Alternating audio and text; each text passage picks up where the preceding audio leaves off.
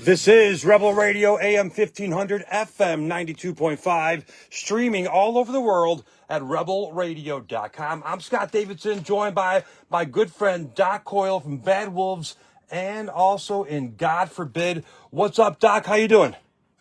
Doing all right. Thanks for having me. Thanks for coming on. And one time I played a show, I played drums in a band called Earth and Grave in New York, and Muncie, Ricky from Skateboard Marketing, and Schmitty picked me up at the show, and we drove to I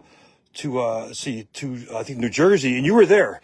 It was a party, man. It's like 2010 or something maybe. And it was a party at Jose Mangan's house. Remember his old house in Jersey? He had like a studio. I remember that, yeah. He had a recording studio there. And he had like he was just jamming out. You probably jammed him too, right? That night. I don't know if I played there, but I remember there was one time It's like 12-foot Ninja played in the basement. I watched that, and I was hanging out with those guys, and maybe just picking up a guitar for 5 minutes. And Yeah. jamming. This was just like a party, a big party, and all the industry people were there, a bunch of bands were there, and you were there too. Because I remember, because we were in the picture together on the it was on the picture that came out from that party. We were there. We had a blast. So Jose lived there, but now he relocated. Now he lives in L.A. Right?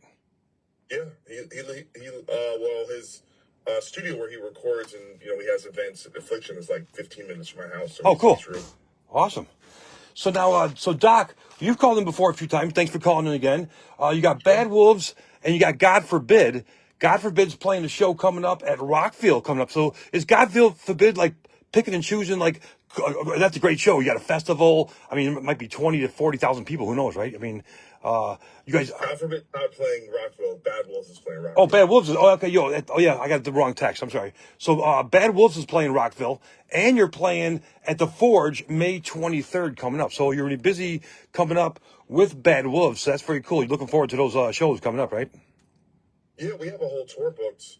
We're going out with POD, Norma Jean, Blind Channel, doing a whole tour around the states. It's about 5.5 weeks, and then sprinkled in there are a couple festivals, including the Rockville. We're playing U Fest in Phoenix or near Phoenix on at the beginning of the tour with Offspring and Motionless in White and a few bands, and then we're also doing So What Festival in Texas at the end. So we have a few festivals sprinkled out throughout the tour. Awesome. So coming up, you got a lot of busy shows going on. We're going to play a song called Knife from the band Bad Wolves coming up as well. Bad Wolves is taking off like crazy, right? Well, we're just we put a record out in November, and then we went on tour with Bush for a few weeks at the end of the year, and we kind of just kind of trying to lay out the whole rest of this year with touring and stuff. So this first one, POD, is pretty great tour, and we're really excited about it. And then the song Knife you're about to play, we put that out as like a little B-side single at the beginning of the year, and people seem to really enjoy that. And then we did a song with Nick Nocturnal called Octane, which was a lot of fun, and people are loving that. So we've just been kind of like between playing tours and doing little songs here and there, just trying to constantly just stay busy, get stuff out there, and also promote the new album, which is called Die About It, which we're really proud of. So, Doc, how is it writing process from Bad Wolves to God Forbid? Is it different, or is it the same process, or how do you write songs? I mean, I haven't written with God Forbid in so long. It's like we're talking 2011. 2000. As far as the last time I wrote with God Forbid, and now that's his own thing. We would start with our own little demos, and a lot of it was just getting in a room and jamming. Whereas Bad Wolves is a lot more kind of like working in front of computers and putting songs together. Usually they'll start with like me and John and Max, who's our old guitar player who we still like write albums with, and then sometimes you never know, a certain song could maybe some friend will like submit a song, and then we'll kind of rework it and kind of turn it into a Bad Wolves song. There's a lot of different ways, and then our singer DL is a great songwriter, so a couple songs on the record started with stuff that he wrote, even going back a few years ago, and then we kind of morphed it into a Bad Wolves song. So there's a lot of ways to kind of crack a nut over here. Awesome. It's Rebel Radio. Scott Davidson. We are joined live on Zoom here with our good friend Doc Coyle. Are you calling from Jersey today? Where are you calling I from? live in California. California. Oh, California. Cool. So, how do you like it out there? The weather's awesome, right? Yeah, it's great. I mean, I've been out here 10 years at this point, and I live in Long Beach, and I'm about, 10-minute walk from the actual beach. And Cool. yeah, it's no matter what, whether it's snowing elsewhere or, 120 degrees somewhere else, it's usually pretty temperate here, in the 70s and 80s and stuff like that. So there's a reason why the rent is expensive. That's for sure. It's Rebel Radio. We're talking to Doc, and he is playing at the Forge. We're going to give away a pair of tickets for this show coming up. How did this tour come about? Did your management company call POD, or someone in the band call POD? How did the tour get hooked up in the first place? Well, I mean, it's no different than most tours. It's a band is going out, they're going to do a headline thing, and they'll kind of reach out to bands for submissions to see who's interested. And I had put together like a master list of bands I thought would be great for us to either co-headline or support. And POD was on that list. I think they've really, they've been a band that, like a lot of people my age, like we grew up listening to, and has been a fan since back in the day. And I think what we do complements each other really well, and I think I can imagine it's a lot of similar types of fans and people that enjoy both bands, and just the fact that they reached out at all is very humbling. And I don't think they've done like a proper headline tour in a while, so it's just a very cool opportunity, and we've had that opportunity to tour with a lot of these bands that became massive, in like the late 90s or early 2000s, whether it's Breaking Benjamin or Papa Roach or Nickelback and Bush, which we just did, and kind of be able to connect all these bands that we all grew up listening to, and then we got to meet them not too long ago, and they were just the nicest guys, so down to earth, so welcoming. All of that is just it's a real pleasure. So I'm looking forward to it. We've been home for by the time this tour starts, it'll be about 4 months since we've been out, and that's It's a long time for you. yeah, I'm itching to get out and get sweaty and connect with the fans and play these songs and just have fun. Where would you say the biggest fan base is for the band Bad Wolves? Would you say it's the States? Would you say Europe? Where's the biggest fan base? I mean, probably a little bigger in the States, but I mean, we definitely have our fans overseas. We did some shows in the UK right at the end of 2022, which were a lot of fun, and we've done a handful of pretty big festivals in Europe. So it's probably similar, but I'd say probably a little bit bigger in the States because of the success the band has had on active rock radio. Oh, big time, right? Which is helps a lot. The Midwest and down south and kind of some of the smaller towns where a lot of times we're going to be bigger.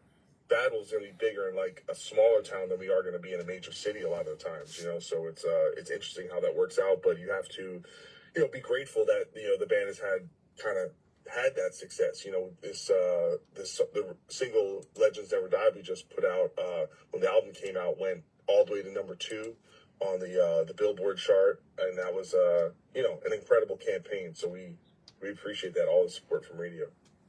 So coming up, memorize my number right now, 773-909-0303. That's 773-909-0303. We're giving away tickets to see Doc and his band. They are called Bad Wolves. We're playing with POD. What's the rest of the tour rounded out for that, Doc? So we pretty much start on the West Coast, Southwest, doing Vegas and LA and stuff like that, San Diego, and then we kind of route through the Midwest, go to the East, Northeast, go down and do Florida, do the Rockville, and go back to the Midwest and end the tour in Texas. So just go over to badwolvesnation.com. You can see all the dates. We're not going everywhere, but we're going a lot of places. So more than likely, we're playing the Forge for you guys. So we're going to be out in that area. And that's I guess whoever's listening to this, that's the pertinent information. Definitely. It's in May 23rd at the Forge in Joliet, Illinois. Now, Doc, who are your inspirations on guitar? When you first picked up a guitar, did your parents buy you a guitar? Did you see someone playing guitar and go, man, I want to play guitar? What got you into playing guitar?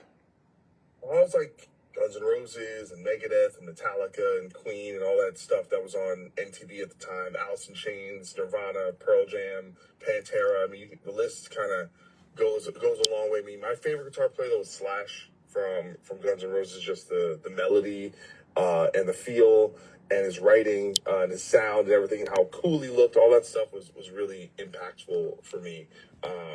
and that early '90s, it was just so much for rock music. It was one of the peaks, I think of creatively what was going on, and having things like MTV where that was kind of the dominant form.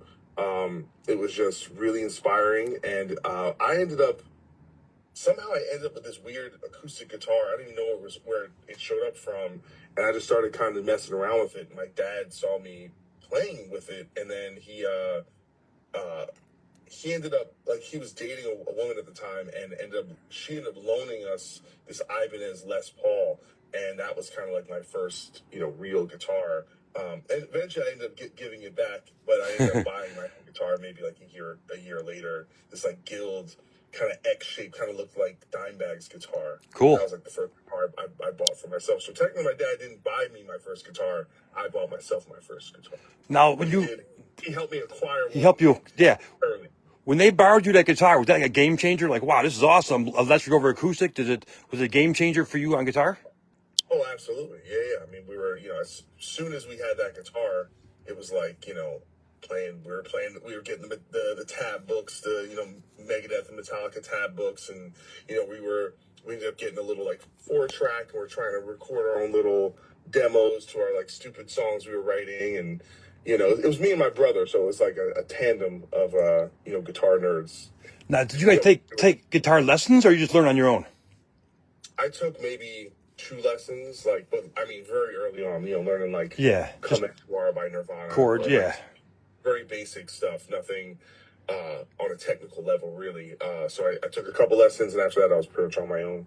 Awesome. But I would get, Guitar World magazine, and then a lot of the big things back then was like the home videos. You would get the instructional videos. So I had like a John Petrucci home video. I had the Paul Gilbert home video. So for like the more technical side of things, that stuff was really valuable. So we gotta hit what endorsements on guitars, amps what do you use actually, and what's endorsed?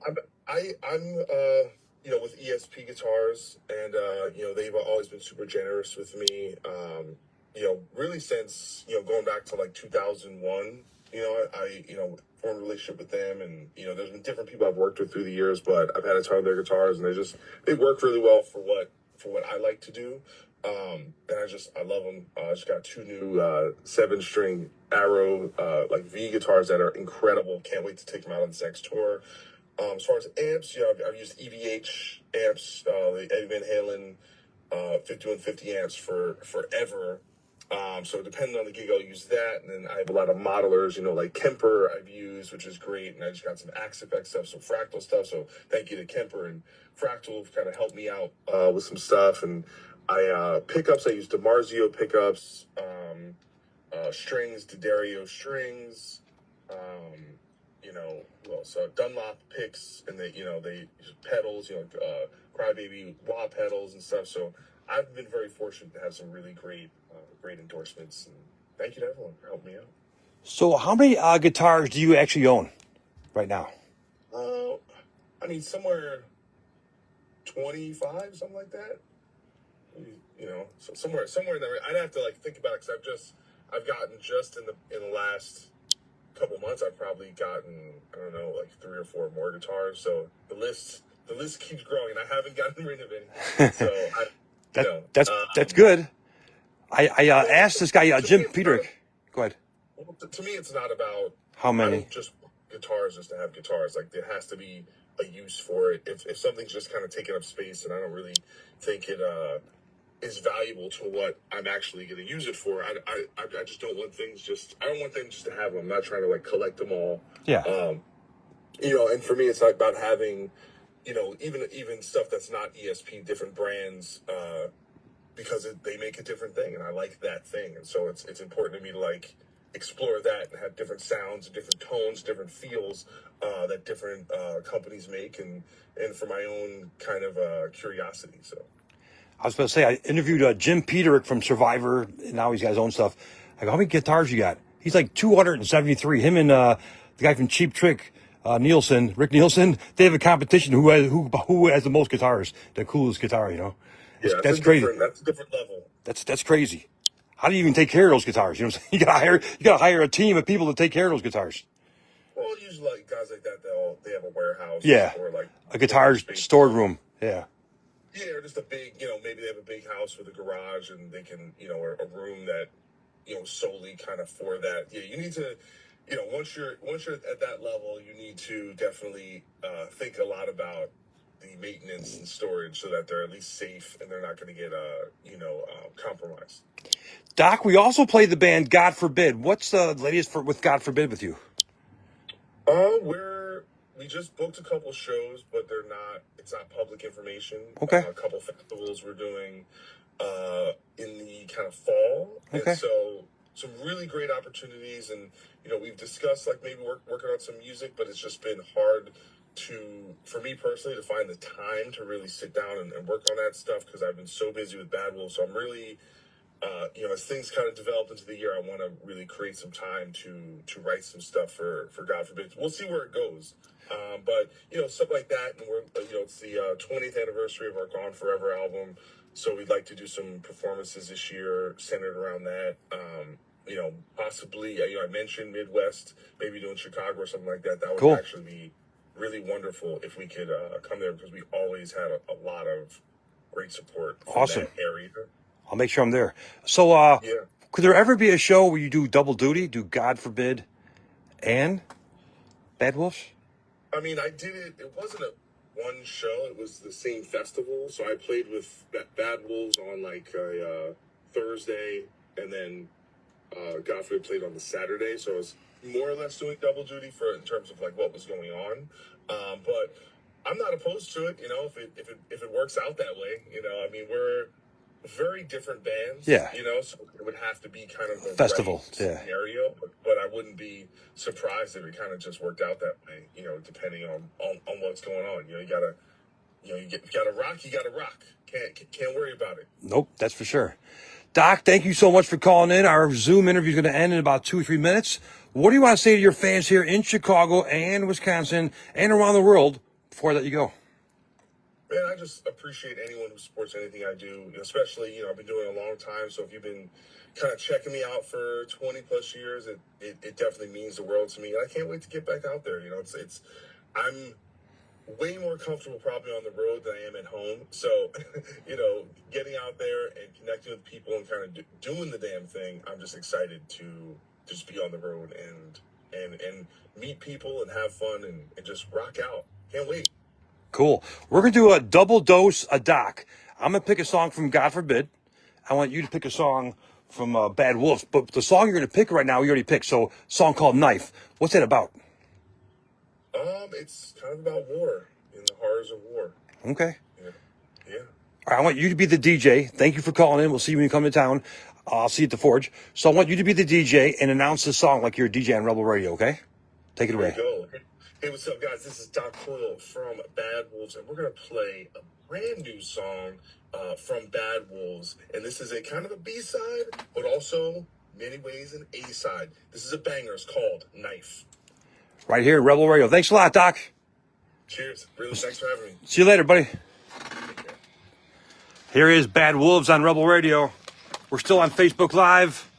And here's a video for Bad Wolves. They're playing May 23rd, the Forge with POD. We got tickets to give away coming up. Memorize my number, 773-909-0303. The official lyric video for Bad Wolves Knife right here on Rebel Radio. I'm Scott Davidson.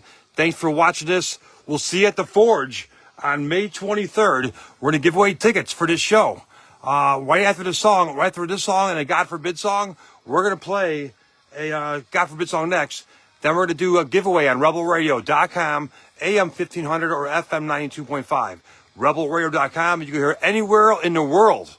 Anywhere in the world. Right now, we can't play the audio for this song by Bad Wolves because then Facebook will take it down because of copyright infringement type stuff. So here's the video, but we're not going to play the song, unfortunately, and we're going to play some God Forbid next. But you can hear this song right now at rebelradio.com, the free TuneIn app, and we're on AM 1500, WPGX, FM 92.5. Have a great Thursday night. I'm Scott Davidson.